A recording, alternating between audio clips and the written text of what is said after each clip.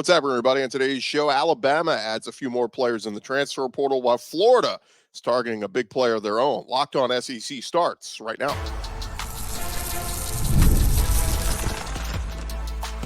You are Locked On SEC, your daily podcast on the Southeastern Conference. Part of the Locked On Podcast Network, your team every day. And what's happening, everybody? Welcome into Locked On SEC. It's great to have you guys along. On today's show, we're going to kick around some of the names going in the transfer portal, or at least picking their schools still in the transfer portal. The deadline to put it in is passed, but still seeing some movement around the SEC. We'll get you caught up on that. And Brad Crawford over at 24/7 Sports ranks the SEC quarterbacks 16 through 1 post-spring. We'll see if we agree with his rankings. But I'm Chris Gordy. Thanks for making Locked On SEC your first listen every day. Shout out to everydayers. We're free and available wherever you get your podcasts and on YouTube, part of the Locked On Podcast Network, covering your team every day. And this episode is brought to you by LinkedIn Jobs. These days, every new potential hire can feel like a high-stakes wager for your small business. That's why LinkedIn Jobs can help you find the right people faster and for free. Go post your job for free at linkedin.com/LockedOnCollege. Terms and conditions apply. All right, the latest happening in the transfer portal. We start over at Alabama as some news made the last couple days there as Kalen DeBoer adding to his roster. Alabama continuing that on Saturday, picking up a verbal commitment from Michigan State offensive lineman Geno VanDeMark. He is 6'5", 320 pounds, an interior lineman. And he comes to Tuscaloosa after spending 3 seasons with the Spartans. Appeared in 18 games over his last 2 years there.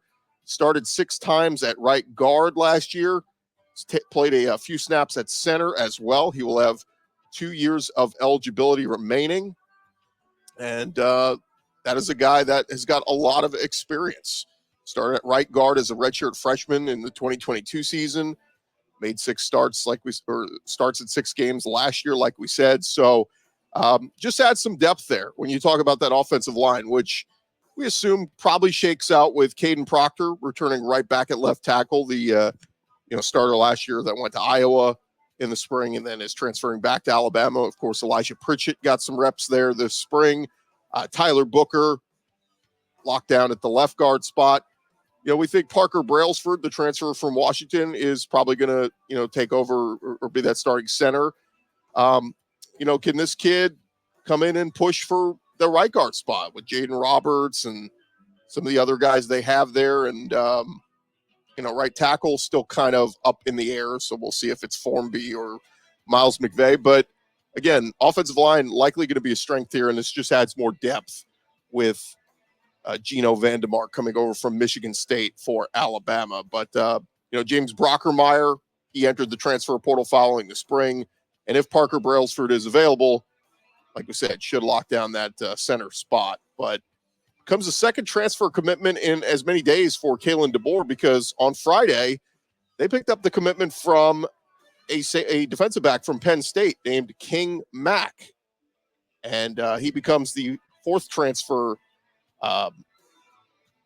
grouping in there coming over this offseason, joining that Alabama group. So, going to be really interesting to see what King Mack looks like. He was a 4-star recruit, spent the 2023 season at Penn State, was a top 100 prospect, appeared in 13 games with 3 tackles as a true freshman. And Penn State, he was in line to probably play a bigger role there this coming year, but Alabama wanted to retool that secondary, and they certainly do. They lose Des Ricks and Trey Amos to the portal, but they did add very early on, picked up Damani Jackson from USC, and then in recent weeks picked up Keon Sabb from Michigan, Cam Howard from Charlotte, Deshaun Jones from Wake Forest, and now King Mack from Penn State. And like we said, was mostly a reserve safety and a contributor on special teams last year, but did appear in all 13 games. And the Nittany Lions won 10 games last season. So now as we look at Alabama's secondary, the group at our lads, kind of just how it should shake out. They're projecting Xavier Brown at one corner spot, Damani Jackson at the other corner spot, with Devontae Smith playing the star, Malachi Moore at free safety, and Keon Sabb at strong safety. Of course, none of this is written in stone. A lot of this can change. And, of course, you got a lot of different pieces. Jalen Mbakwe coming in, and Drake Kirkpatrick, Xavier Mincy, Red Morgan, of course. So a lot could change there, but those are just some of the bodies that they have listed there on the depth chart. We'll see who ends up starting for Bama at corner week 1. All right, let's get to some other tidbits going on around the conference when it comes to the transfer portal. Our next stop is over at Vanderbilt. How about they pick up former Notre Dame defensive back Micah Bell, commits to Vanderbilt. His lone season at Notre Dame, he made 3 appearances, had 1 tackle, a tackle for a loss, and he's listed as a defensive back, but his announcement photo labels him as an athlete, which could mean he could play either side of the ball. So he comes to the SEC, where his brother Dylan Bell, of course, is the wide receiver at Georgia, played in all 14 games for the Bulldogs last year, made 8 starts. But Micah Bell played high school ball at the Kincaid School in Texas, was a 4-star prospect, and should be a nice help there for Clark Lee over there at Vanderbilt. And Clark Lee background years ago coached at Notre Dame, so we'll see what he is able to get out of him. Over at Mississippi State, Montre Miller, a transfer cornerback from West Virginia, officially committed to Mississippi State over the weekend. He spent the first 5 years of his career at Kent State before joining West Virginia last offseason, and entered his name into the portal on the final day of April. And just over a week later, he is heading to Mississippi State. 39 games played, 24 starts with the Golden Flashes. He had 116 tackles, 18 passes deflected, 6 interceptions, and a couple of forced fumbles with 2 recoveries. He then appeared only 1 game with the Mountaineers last season after a surgery for an undisclosed injury. He's originally a South Carolina native, where he played his high school ball, but he's the 20th transfer for Mississippi State for the next season of Jeff Lebby. I'm telling you, if you are a Mississippi State fan or you're playing Mississippi State this year, you're going to need to buy a program. It's a lot of new faces on that team. All right, another guy that we're keeping an eye on when it comes to the transfer portal over at Florida. Former Colorado cornerback Cormani McClain is going to be visiting Florida here, most likely this week. McClain played 9 games last year for Colorado, had 13 tackles, 6 solo, 2 pass deflections, and there was a lot of discussion about his playing time last year. Deion Sanders obviously went and got him, and was one of the top corners in the high school ranks. And there were some issues. There were things said publicly about Deion Sanders about McClain, but nonetheless, a kid that's got a lot of talent coming out of that class of 2023, was a 5-star recruit, and on 3, they had him as the number 3 overall prospect in the state, the number 1 cornerback in the class, number 13 overall prospect in that class. So, and he was coming out of the state of Florida. So, again, a lot of ties here. It would be a big get for Billy Napier Company. Big talent to add to their secondary. Another one keep an eye on over at LSU. Been told that Louisville safety Wesley Walker has already visited schools like USC and Michigan. He is set to visit LSU this week. Transferred to Louisville from Tennessee earlier in the offseason. Re-entered the portal April 23rd. Was a starter for Tennessee last year. Finished the season with 53 tackles. Now, the question is, with the whole SEC to SEC transfer thing, if he made a stop at Louisville in between, even though he never played there, could he still transfer to an SEC school? I guess technically he did transfer to Louisville for the spring. So we'll keep an eye on that one. Over at Texas, they lost cornerback Terrence Brooks following their spring football and was projected to be a starter over the weekend. He officially committed to Illinois. So Terrence Brooks, we knew, was leaving Texas. He's going to head to Illinois. Over at Tennessee, former Vols linebacker Elijah Herring, sorry, frog in the throat. Elijah Herring officially committed to join Memphis. He spent the past 2 seasons with the Vols. Will have 2 years of eligibility remaining. Started 11 to 12 games this past season, middle linebacker for Tennessee with 80 tackles. Helped the Vols to rank 3rd in the SEC and 23rd in the country in scoring defense. And he will be a Memphis Tiger. And lastly, over at South Carolina, defensive lineman Drew Tuazama entered the transfer portal last week, spent just 1 season with the program, and we'll see where he ends up. But Shane Beamer did talk about his decision to leave. So we put on multiple positions, still felt the need to add some quality players at edge and defensive tackle. So, just seems like wasn't going to play a whole heck of a lot at South Carolina. So he is on the move. All right. Thank you guys for making the Locked On SEC your first listen every day. Coming up next, we're going to get to that article of the quarterback rankings post-spring from 24/7 Sports. That's coming your way here in just a second. Well, first, I want to remind you guys this episode is presented to you by our friends over at LinkedIn Jobs. When you are hiring for your small business, you want to find quality professionals that are right for your role. And that's why you got to check out LinkedIn Jobs. They have the right tools to help you find the right professionals for your team faster and for free. And it's not just another job board. LinkedIn is going to help you find professionals you can't find anywhere else, even those who aren't actively searching for a new job, but might be open to the perfect role. In a given month, over 70% of LinkedIn users do not use other leading job sites. So if you're not looking on LinkedIn, you're looking in the wrong place. On LinkedIn, 86% of small businesses get a qualified candidate within 24 hours. Go hire professionals like a professional and do it on LinkedIn Jobs. They know that small businesses are wearing so many hats, might not have the time or resources to commit to hiring. This is going to make it way more easier and streamlined for you. Go post your job for free at linkedin.com/lockedoncollege. That's linkedin.com/lockedoncollege. Go post your job for free. Terms and conditions apply.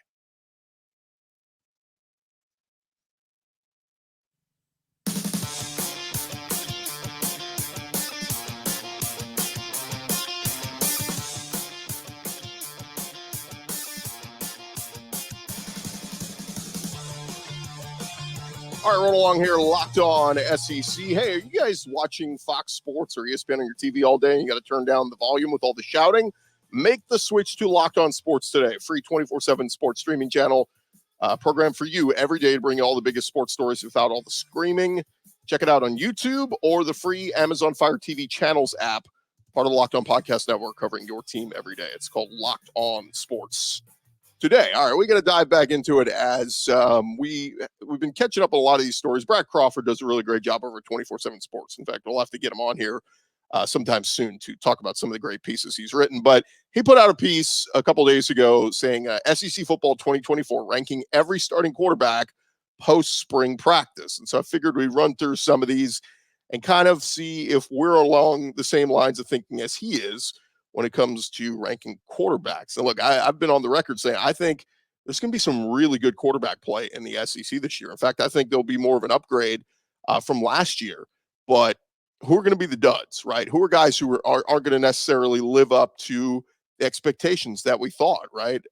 We saw Will Rogers take a step backward at Mississippi State last year. We saw Joe Milton not be what we thought he could be at Tennessee. Devin Leary didn't take that big have that big blow up here at Kentucky like we thought he could. So let's dive into it, and we will start with number 16 on his list, and an interesting one because we've been operating much of this offseason thinking maybe Nate Johnson, the Utah transfer quarterback, would be the starter at Vanderbilt. Well, Diego Pavia from New Mexico State is coming over, and as Brad Crawford said, he said, considering Diego Pavia's arriving on campus later this summer, this grade's kind of an incomplete for now. So we're putting him at 16th, but he decided to follow his former OC, Tim Beck, to Nashville.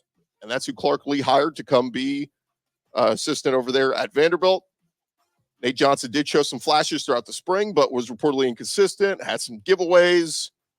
So Diego Pavia could be the starter there. And, he may not rank 16th. He may be more productive than that, but that's where Brad Crawford put him to start. Coming in at number 15, he's got Lenore Sellers over at South Carolina.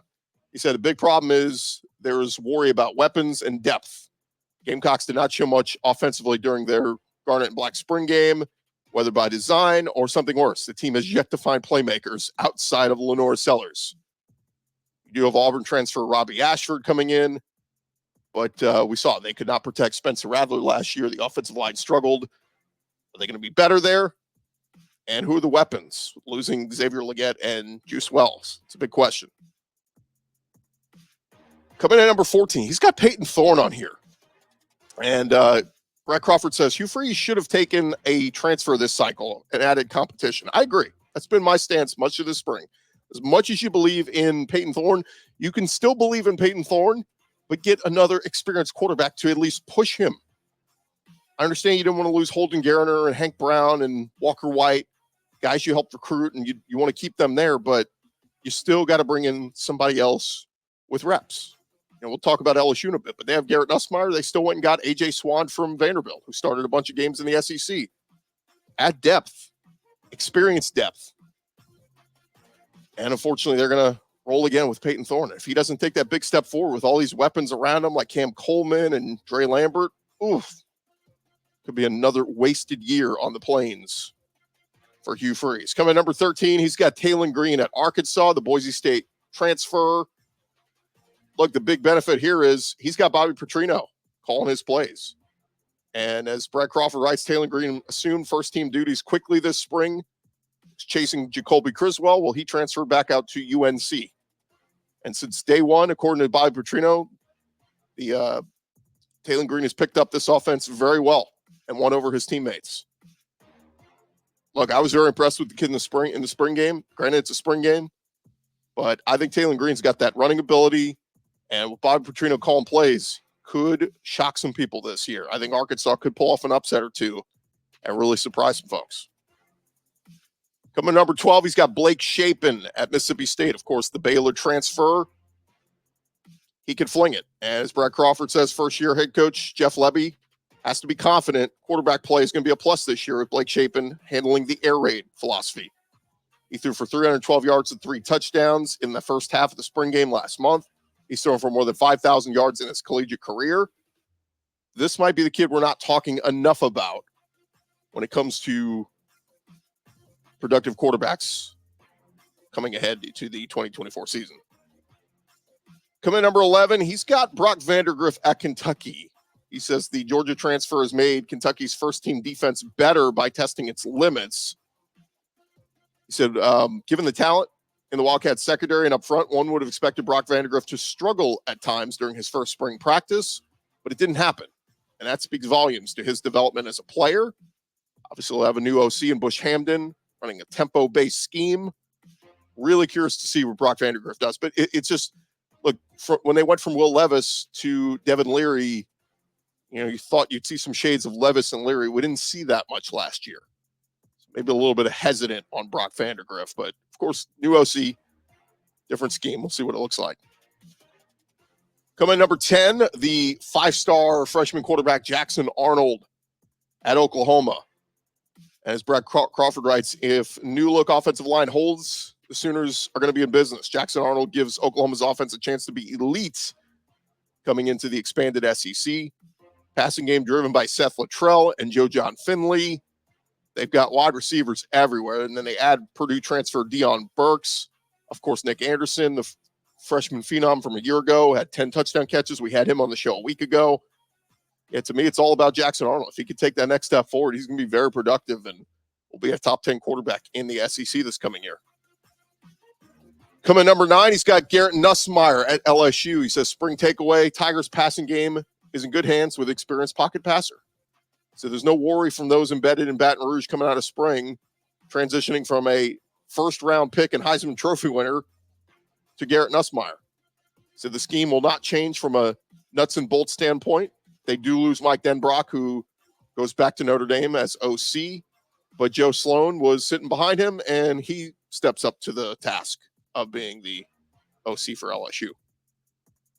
Look, Garrett Nussmeier is going to be very productive, but man, at 9, this is where I start to say quarterback could be a strength in the SEC this year. Coming in at number 8, he's got Connor Wegman at Texas A&M, and he says that there's been some spring buzz that the 2025 NFL draft, this could be a first-round type talent. Said A&M's going all in offensively with Wegman at quarterback under Mike Elko as the defensive-minded head coach. They got weapons all over the place. Noah Thomas made an impact this spring. They think he could be that big play number 1 wide receiver. You got Moose Muhammad still. You got a talented backfield at running back. You do lose Anais Smith and Evan Stewart, but still a lot of talent there. And the question is, what's Connor Wegman going to look like with another offensive play caller? Now Colin Klein as his new OC. Can he be just as productive as he was when he was healthy? Coming at number 7 on this list, they got Graham Mertz, the Florida Gators. Of course, one of the more efficient quarterbacks in the country last year, one of the best in the SEC. And he says there were questions about Florida taking the transfer last portal cycle, but Mertz proved the naysayers wrong. He's back to try further development. DJ Lightweight is going to push him, but Graham Mertz, talented enough, can be very productive. He's got him as the 7th best quarterback in the SEC. I may disagree with that ranking here, but we'll get to the top 6 here in just a second. Thank you guys for making Locked On SEC your first listen every day. And like I said, coming up next, we'll hit on the top 6 quarterbacks in the SEC this coming season, according to 24/7 Sports and Brad Crawford. First, I want to remind you guys this episode is presented by our friends over at FanDuel. It is winner take all time in the NBA and NHL, and FanDuel is giving you a shot to bring home a big win of your own. Because right now, new customers, if you've never signed up with FanDuel before, you can get $150 in bonus bets with any winning $5 bet. Again, that's $150 to bet on spreads, money lines, player props, whatever it is you want to get in on. They have got it for you. You just need to go visit a website, FanDuel.com/lockedon. That is FanDuel.com/lockedon, and make every playoff shout count. You can get in, like we said, on NBA playoffs, the NHL postseason. If you want to get in on early betting lines, over-unders for the next college football season. In fact, they've even got some of the biggest games, betting lines already up there for next season in college football at FanDuel. Again, go to the website. It's FanDuel.com/lockedon. They are FanDuel, and they are America's #1 sportsbook.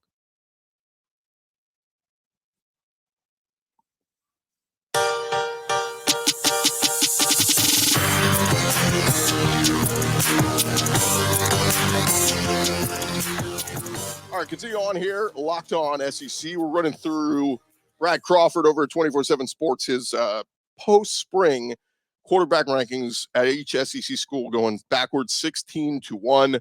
So we've just hit the top 6, and coming in at number 6 on this list, he's got Tennessee quarterback Nico Iamaleava, and he says, is that his 3-year starter manning the controls? No, it is redshirt freshman Nico Iamaleava. Only played 4 series in Tennessee's spring game, but that was enough to shake off the rust with the rest of the first team offense. And obviously, he played in the bowl game against Iowa, looked very good, showed off his running ability. I'm high on Nico too, because obviously, as good as Hendon Hooker was in that system, we saw Joe Milton not as productive last year. But a lot of people think Nico is the guy to take this to the next level. Now, we may not see all of it this year, right? I mean, we may see shades of brilliance. We still may see some mistakes because he's going to be a first-time, full-time starter in college. But this is a kid that certainly, man, the future is bright. And, if we're talking a year, 2 years down the road, could really have Tennessee in some championship conversation. I don't think that happens this year, but I do think we see an improvement for Tennessee. And that's why he's got Nico at number 6. Coming in number 5, he's got Brady Cook, and I don't know what to do with Brady Cook. He said, this is Brad Crawford's interpretation. He said, ask anyone around Mizzou, this is Brady Cook's team. One of college football's most underrated signal callers, and he still doesn't get his due. As they beat Ohio State to finish with 11 wins last year, he gets his playmakers back in the All-American candidate Luther Burden. They do lose Cody Schrader in the backfield, but still a lot of weapons all over, and that schedule is very favorable.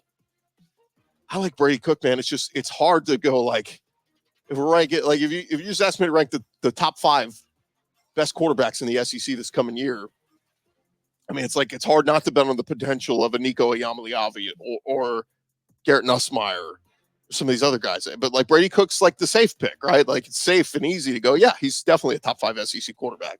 And he's got the weapons to prove it. It's just, he's not that first name that just jumps to the front of your mind when you start ranking him. Coming in at number 4 on this list, he's got Jalen Milroe at Alabama. As Brad Crawford says, expect Alabama's offense to cater to Milroe's strengths this year. If he intends on keeping the football in the hands of the best playmaker this year, Milroe should be seen as a Swiss Army knife. Milroe was able to maintain his first-team status during the spring, despite a charge from Ty Simpson. But in practice, there's only so much he could show because his legs are so much part of his game. But for Kalen DeBoer's offense to work, he must allow for Milroe to run the ball.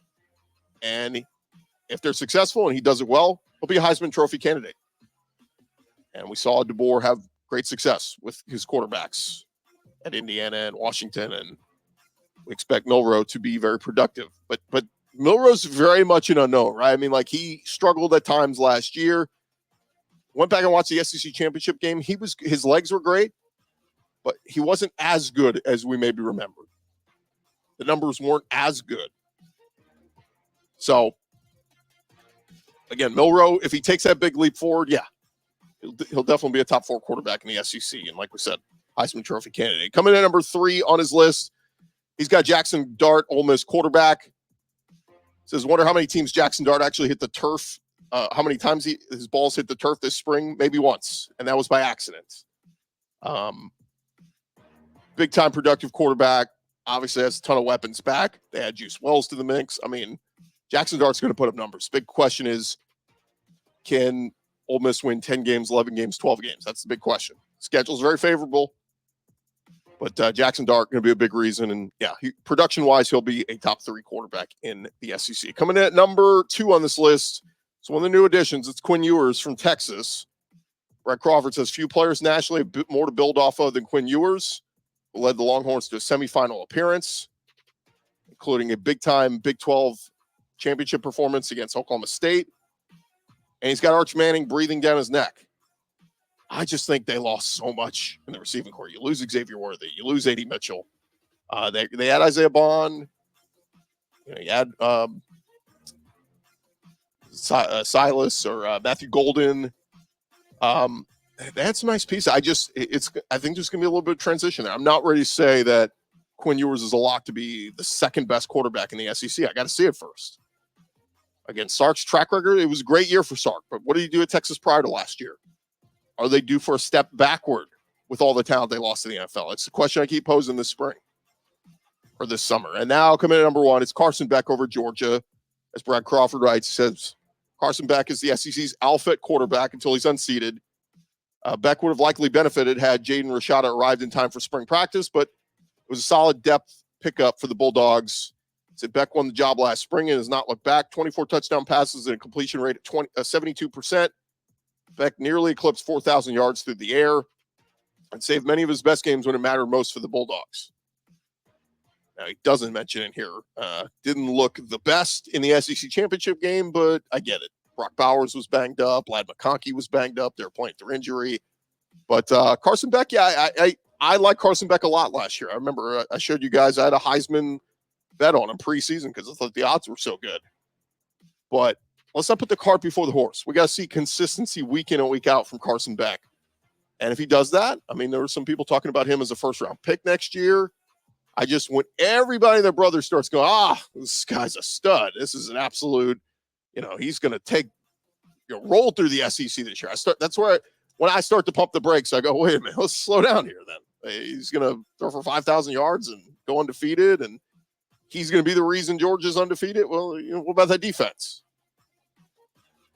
About the run game. So anyway, I'm not trying to disparage Carson Beck. I would have him probably at number 1 on this list as well. It scares me when everybody's jumping on him, full bandwagon jumping on somebody. All right. Before we get out of here, did want to mention real quick, we head into the final week of SEC baseball this week. Kentucky sits atop the SEC East, followed by Tennessee and Georgia in the West. It's still Arkansas on top, followed by A&M and Mississippi State. A lot to be decided still this weekend. Vandy will play top seed Kentucky. It's a huge series there. And a big series for the reigning champs. LSU's hosting Ole Miss. They will likely need to sweep the Rebels to keep their postseason hopes alive. So that's a big one. And then how about over in softball? We had the SEC or the softball selection show over the weekend and or Sunday night. And of course, a ton of SEC teams making the postseason. Every SEC team, we have 13 SEC teams play softball. All 13 made it. And here's how it shakes out. Tennessee is the 3rd overall seed. They're going to host in Knoxville. Florida's the 4th overall seed. They'll host in Gainesville. Kentucky will travel to 5th seed Oklahoma State. Mizzou is the 7th overall seed hosting. Mississippi State will head to 8th seed Stanford to play in that regional. LSU will host as the 9th overall seed. South Carolina will go on the road in Durham to play the number 10 seed Duke. Georgia will host as the 11th seed. Arkansas will host as the 12th seed. Ole Miss will travel to 13 seed UL Lafayette. Alabama, they get in and host as the 14 seed. Auburn will go on the road as the 15th seed, or to play a 15th seed Florida State, and Texas A&M. They were the last national seed, hosting as the 16th seed. And ironically, the top two national seeds in softball this year, Texas and Oklahoma. And guess what? They're both joining the conference next year. So, yeah, it's just I keep bringing this up. Like, Texas and Oklahoma are going to make everything tougher on everybody in all the sports, and particularly softball, where they've both been dynamic, or big powers there. And here they are again, right there at the top. So going to be tough, but we'll see what the SEC can do, man. The entire league got in. Let's all make some noise and see how many can advance through this thing starting next weekend. All right. Thank you guys for making Locked On SEC your first listen every day. Shout out to everydayers. Come on back tomorrow on the show. We'll be talking all things going on around the SEC. And hey, for your second listen, check out Locked On Sports Today, streaming on YouTube and on the free Amazon Fire TV app. You can find that. That is going to do it for Locked On SEC. I'm Chris Gordy. We'll talk to you guys tomorrow.